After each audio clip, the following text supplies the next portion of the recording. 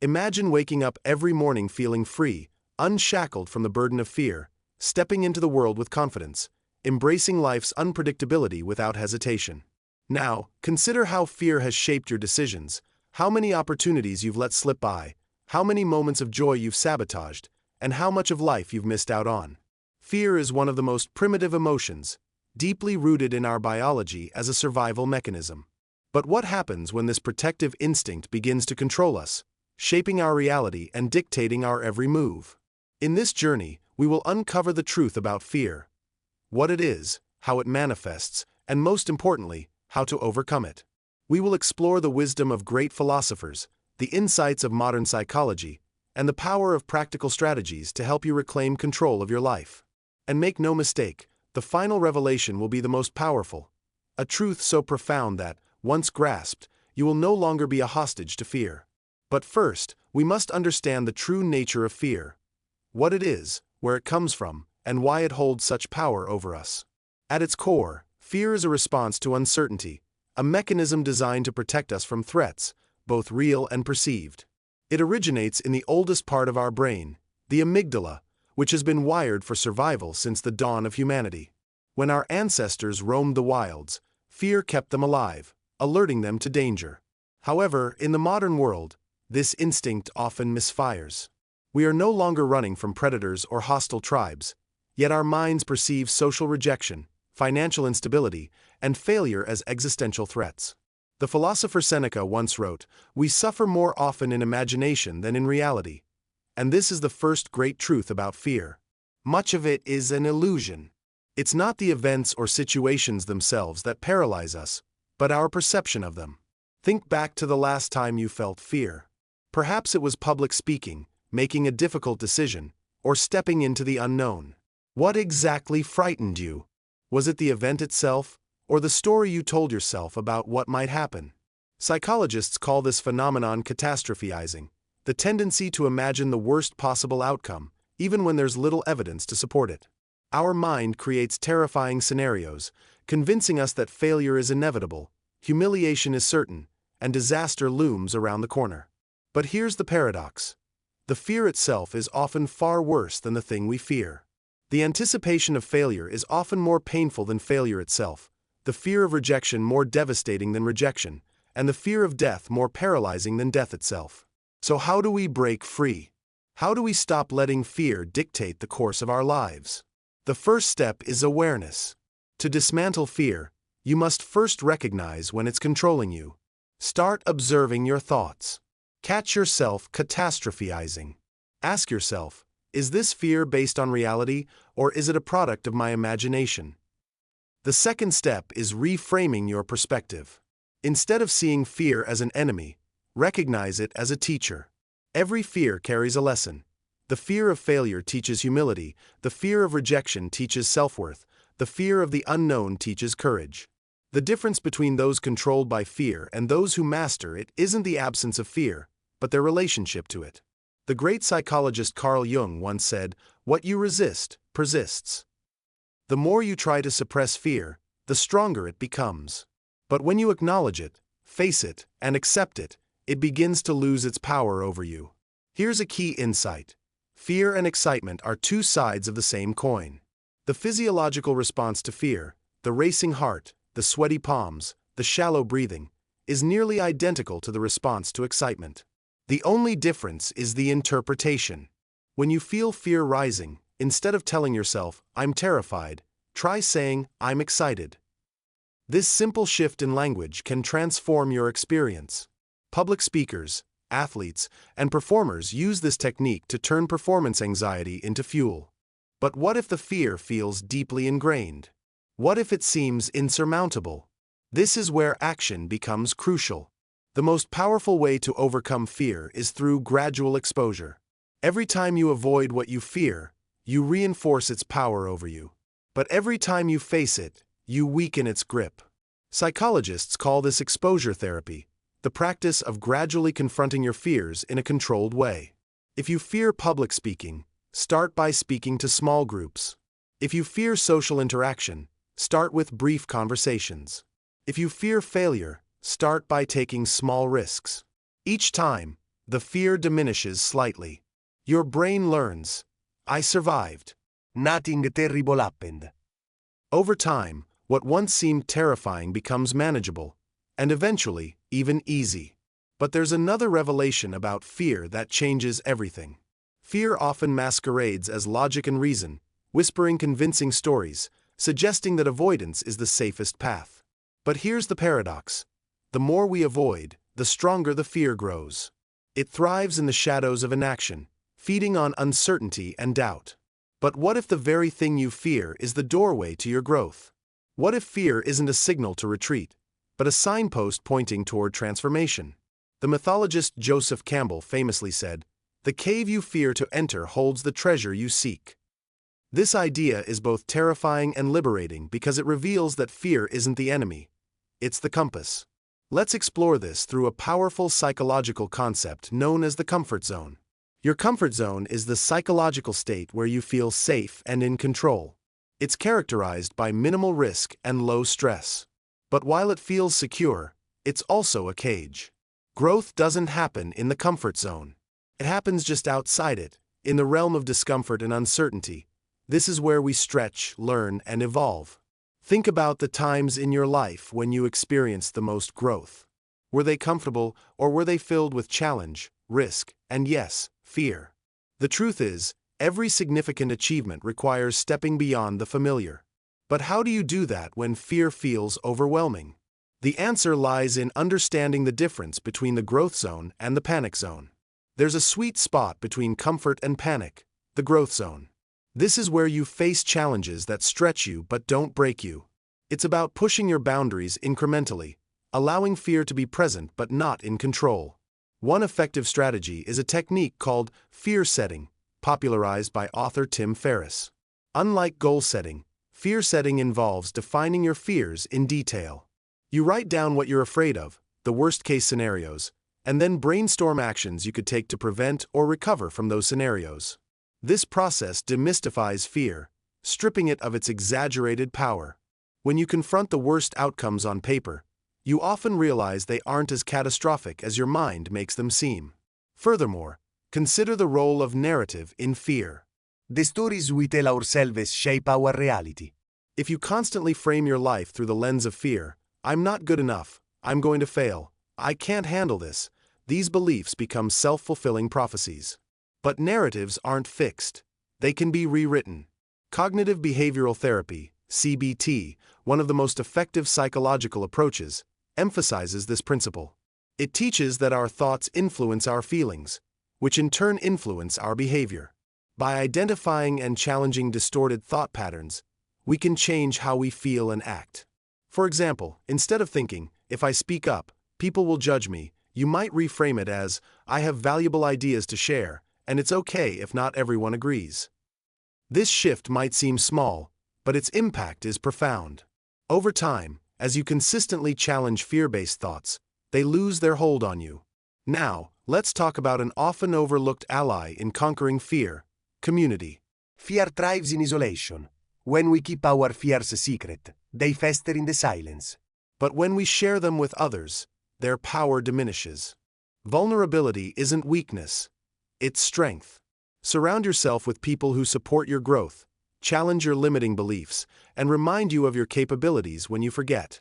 Whether it's a mentor, a friend, or a support group, connection provides perspective, reminding you that you're not alone in your fears.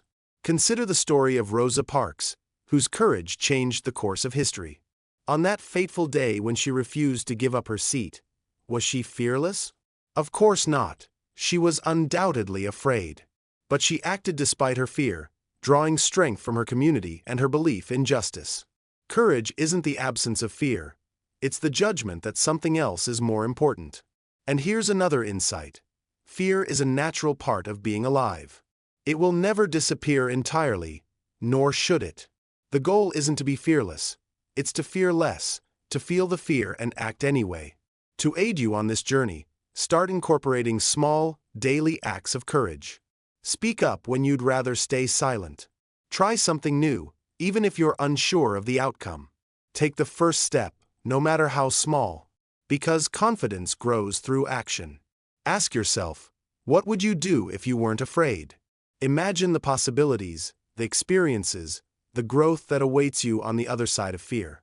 But there's still one more layer to uncover: the ultimate truth about fear, an insight that, once understood, can fundamentally shift your perspective on life itself. What if I told you that fear isn't just an emotion to be managed, but a profound teacher, a guide pointing you toward the very places your soul yearns to grow? This is the ultimate shift in understanding fear, not as an enemy to be vanquished, but as an ally to learn from. Think about it. Every time you faced a fear and moved through it, you didn't just survive. You transformed. You became someone new, stronger, wiser, more resilient. The fear wasn't the obstacle. It was the catalyst.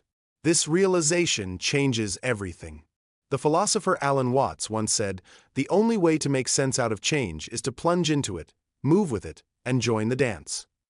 Fear often arises from our resistance to change, our desire to control outcomes, our clinging to the familiar. But life itself is change. It's dynamic, unpredictable, and ultimately beyond our control. The more we resist, the more fear we create. The more we embrace it, the freer we become. Consider the story of Siddhartha Gautama, who became the Buddha. His journey wasn't about avoiding fear, but about confronting the deepest existential fears: suffering, loss, and death. Through his experiences, he discovered that fear arises from attachment and the illusion of permanence. When we accept the impermanence of all things, fear loses its grip. This leads us to a transformative practice: mindfulness. Mindfulness is the art of being fully present, observing your thoughts and feelings without judgment. It's about noticing fear when it arises, naming it, "This is fear," and sitting with it, not trying to escape or fight it, but allowing it to be there without letting it define you. When you observe fear with curiosity rather than judgment, something remarkable happens. You begin to see it for what it is: sensations in the body, thoughts in the mind, transient and impermanent. You realize that you are not your fear. You are the awareness observing it. Modern neuroscience supports this.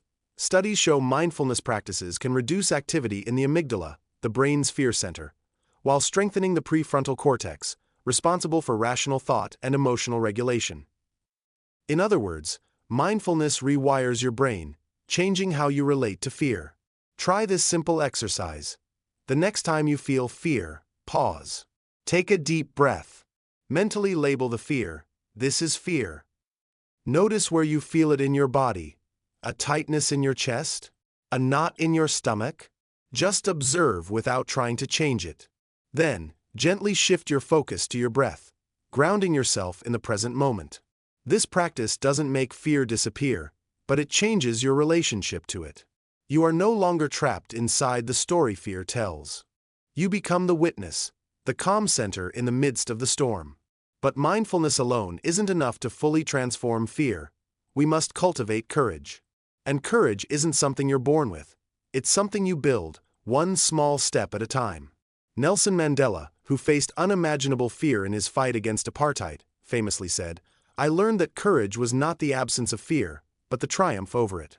The brave man is not he who does not feel afraid, but he who conquers that fear. Courage is a muscle. The more you exercise it, the stronger it gets. Start small. Take risks that feel manageable. Celebrate every victory, no matter how minor it seems.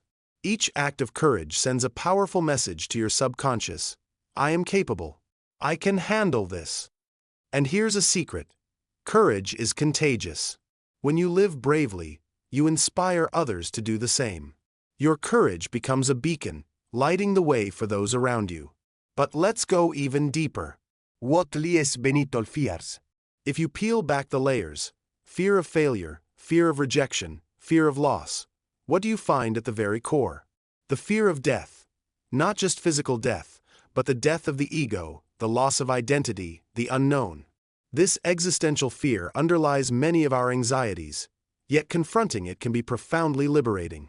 Philosophers like Socrates embraced the inevitability of death not as something to be dreaded, but as a natural part of life. In fact, acknowledging our mortality can make life more meaningful. It reminds us that our time is finite, and this is precisely what makes it precious. When you accept that everything is temporary, your fears, your successes, even your own existence. You stop clinging. You start living more fully, embracing each moment with openness and gratitude. This is the paradox. To overcome fear, you must turn toward it, not to fight it, but to understand it, accept it, sit with it, and allow it to transform you. So ask yourself, what is this fear trying to teach me? What part of myself is waiting to emerge on the other side of this fear? Because there is the truth. The life you dream of is waiting for you on the other side of fear. The person you are meant to become is waiting just beyond the limits you've set for yourself. And so, as we approach the final leg of this journey, we arrive at the most profound revelation about fear, a truth that can shift not just how you think, but how you live. What if I told you that the ultimate freedom from fear comes not from conquering it, but from embracing it fully, recognizing it as an essential part of the human experience? The final revelation is this: fear will always exist, but it no longer has to control you. Imagine you are standing at the edge of a vast ocean.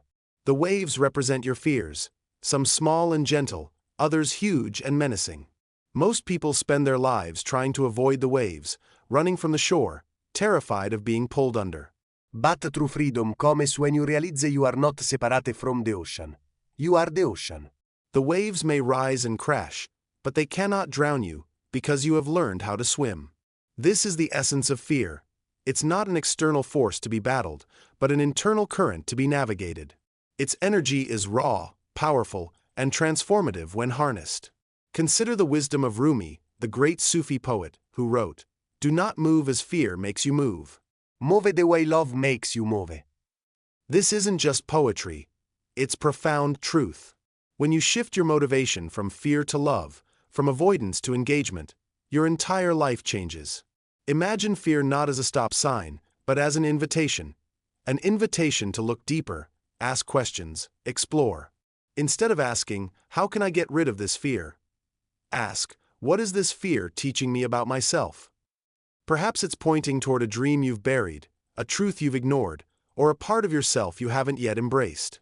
Take the story of Malala Yousafzai, who faced unimaginable fear in her fight for girls' education. She didn't eliminate her fear, she transformed it into fuel for courage. She once said, "I told myself, Malala, you have already faced death. This is your second life. Don't be afraid." If you are afraid, you can't move forward. Her story is not just about bravery, but about the alchemy of turning fear into purpose. Now, let's ground this wisdom in practical steps you can take today. First, acknowledge your fear without judgment. Naming the fear gives you power over it. Instead of "I am afraid," try "I notice fear arising," or "fear is present." This subtle shift reminds you that fear is an experience, not your identity. Second, breathe through it. The simple act of conscious breathing activates the parasympathetic nervous system, calming your body and mind. When fear arises, pause. Inhale deeply through your nose, hold for a moment, and exhale slowly. Feel the tension release with each breath. Third, reframe your narrative. Fear often tells stories of limitation. Challenge those stories. Instead of "I can't do this," try "This is challenging, but I can learn." Instead of "What if I fail?" ask "What if I grow?" Your words shape your reality. Fourth, take action, no matter how small.